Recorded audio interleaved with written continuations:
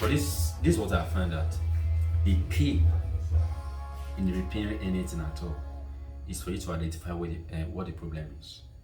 Take for example now, if a system does not turn on at all, something is wrong, and you can't do that very thing without you losing the system. Take for example, if the power pack is already rolled out, if the power pack is working, that shows that the problem does not come from the power pack but from the system. That is number one. You know that yes, the problem is not from the power pack, it's from the system. And how will you know where in the system is having problem? Hence, the need for you to open up the system, to lose the system. So the key in repairing this thing, the second key now is you opening up the system. And most of the time, the fault will stare at you, saying, I am the problem. Come and fix me up. You understand? Take for example, maybe like now in my videos, in my video I'm going to send, here's a board that has fault. What was the fault? Once I plug in power pack, the charger, it will return, the power pack will die. And when I check with one, of course, once power pack dies, no voltage is being supplied. The light does not enter the system, the board. No, the fault was that it was not turning on. The customer gave it to me that hey, it was not turning on.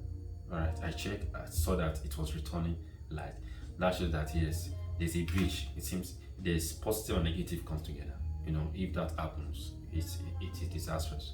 But being that this one is DC, it is DC now, not AC, it is DC. Right, so it's going to short the source of the power. So it's going to kill it. It's going to turn it off. And that was what happened. So on losing it, although with this one, it does not become evident. There's no sign that something has burnt. So I had to use multimeter, to find out where the problem logs in, where the problem is. You know, without losing, there's no way I'm going to know that the fault comes from a particular place. So hence, the second key in repairing any faulty thing is you losing it. You already have understanding of it that yes, the problem is not external, the problem is internal.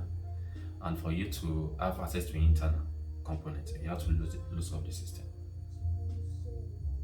So if you are able to master the skill, if you are able to master losing the system skillfully, it's very good. It will not only system, anything at all. It makes you're already, like, let me say, the fault is 50% solved.